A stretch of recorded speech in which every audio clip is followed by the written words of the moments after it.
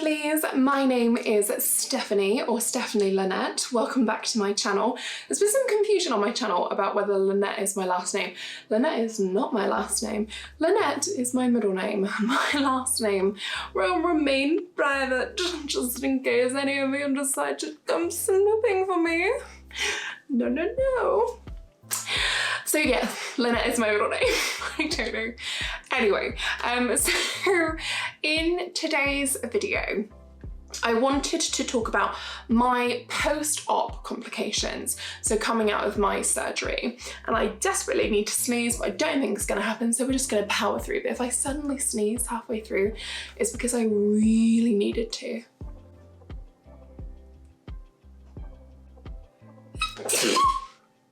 There we go. Perfect. Job's a good one. Okay, so my post-op complications. So this is my personal experience of my post-op kind of complexities. If you want a more detailed video on all of the different variations of complications that you can have from sexual reassignment surgery, then please let me know in the comments down below and I will make a follow-up video. Sorry, I'm just really enjoying my hair. This is the same hair I had in last week's video, but I'm really enjoying it. So, backtracking a little bit, my sexual reassignment surgery happened on the 15th of February 2020. So I just celebrated 3 years of being post-op, and I was going to make a video about that, but it fell on the death weekend of Brianna, okay? So that's why I didn't upload that video, because it felt really inappropriate. So yes, I've just celebrated 3 years of being post-op, and in terms of my sexual reassignment surgery, I had a vaginoplasty with the inversion technique, which is when the penis is inverted inside of the body to create the neovaginal cavity and all of those things. And maybe one day I'll do a more detailed video on exactly what vaginoplasty is, or maybe the different types of SRS. That's going to be a future video. Different types of SRS is coming at you, so any questions you have with different types of SRS, it's coming at you. Although I did consider a labiaplasty. Anyway, I had a vaginoplasty on the 15th of February 2020. And in terms of my actual recovery in hospital, my recovery went great. I had some difficulty because my bladder was retaining urine after they had taken the catheter out, but it wasn't too bad. They had to ultrasound me to make sure it was all going okay. So that was fine. That was actually fine. It's a very routine kind of complication. My big complications happened during my home recovery. And what was really difficult for me was that my home recovery coincided with the start of COVID. And so I was released from hospital on the 21st of February 2020. And I'm really sweaty talking about this. So I do apologize about the tiny fan. I think you can probably still hear me though. I'm gonna put on the lowest setting. There you go. Oh, dreams. So yeah, I had my surgery and I came out of hospital on the 21st of February 2020, and then obviously lockdown in the United Kingdom started to happen at the beginning of March, and then official lockdown happened on the 16th of March 2020. So I had less than a month of at-home recovery before the pandemic started. And now I know what some of you are thinking. They're like, oh, that's perfect timing because it means that you staying at home and you get to recover and all of those things. And on paper, that sounds amazing. But I had three really serious post-op complications, but one of them was mental health related, so I'll talk about that one later. But the two physical kind of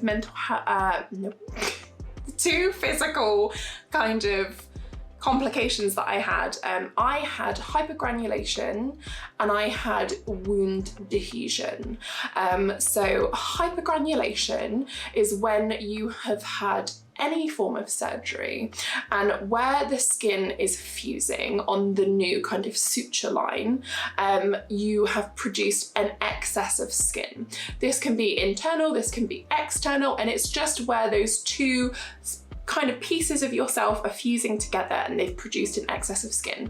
Now, I had hypergranulation everywhere, including inside my new vagina, which meant that I couldn't dilate because I had excess skin and lumps of flesh inside of me that needed to be removed, but couldn't be removed because we were in a pandemic and my surgeon had been posted elsewhere. So I didn't get any of my hypergranulative tissue sutured out from my vagina until August 2020. Yeah, so that made dilating a pain in the ass, and I actually lost so much depth and width in my vagina because I couldn't get any of my dilators inside me because there was hypergranulated tissue. We breathe and we move forwards. So that was great. And then the other thing I had was wound adhesion. And so wound adhesion is this super fun thing that means that when you have a wound or a suture mark, your skin pulls away from it. So it meant that I was dropping stitches in my vagina. So what was happening was I was having hypergranulation on the internal suture lines of my vagina, meaning there was an excess of skin inside me. But on the outside of my vagina, it was literally falling apart and tearing at the seams. This wasn't helped by the fact that at the time I had a boyfriend and I was sat on his lap astride. We was flirting and I wasn't ready to do any of that stuff, but we were quite a handsy couple. And he spanked me, and when he did it, he ripped out 3 of my stitches and was so upset with himself that I kicked him out of my house, and he vomited in the alleyway behind my house because he had ripped out 3 of the stitches from the vagina I'd been working a decade to get. So yeah. I also had post-operative depression, which I'm going to talk about in its own separate video at some point. So in terms of how I coped with these things, because it was in a very isolated, very individual, very specific environment that you would struggle to repeat.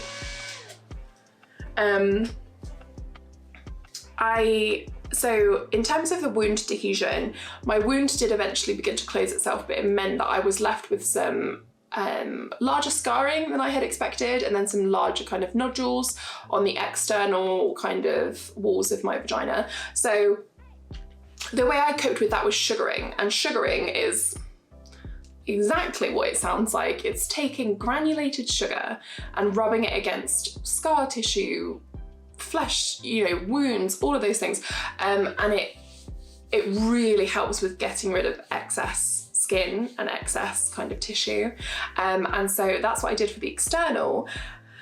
And in terms of the internal, it meant that I had to use a much smaller dilator, and so lost a lot of my depth and a lot of my width, and that's okay, because I have a vagina and it's so much better than having a penis, even if it is really shallow. I mean, I can still, so.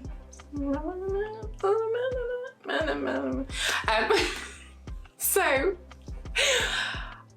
I really struggled with that, and they both contributed massively to my post-operative depression, which I developed going into the pandemic, straight after my surgery that I'd worked for 10 years with, and with loads of complications that were stopping me from being able to keep my vagina open, and also affecting the aesthetics of it. Because when I first had my vagina done, so pretty, so pretty, and then I had all these complications, and then I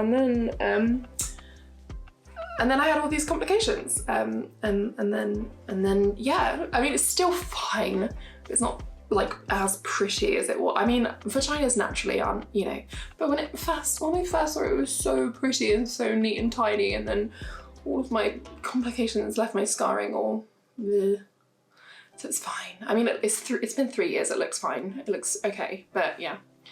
Not thrilled with all of the excess scarring. But luckily, I'm a big girl, and so I get away with having a big girl pussy, which means a little bit of you know what I'm talking about. If you're a big girl, mounds hide a multitude of sins.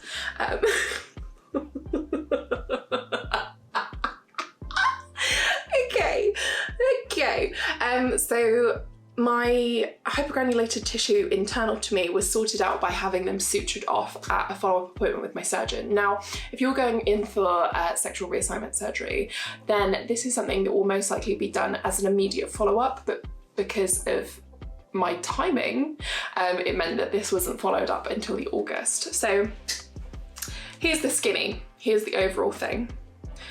Am I 100% pleased with the results, with the loss of depth, with the excess scarring?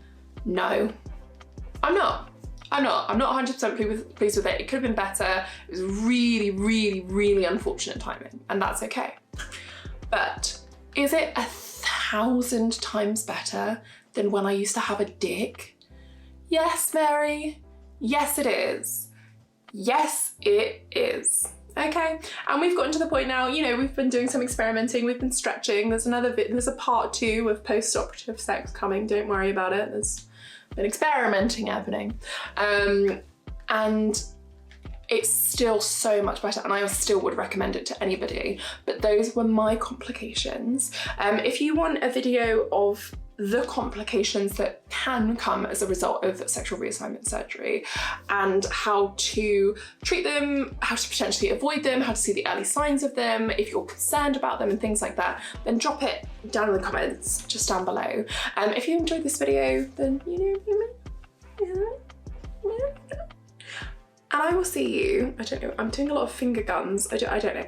And I will see you next week for another video. Bye.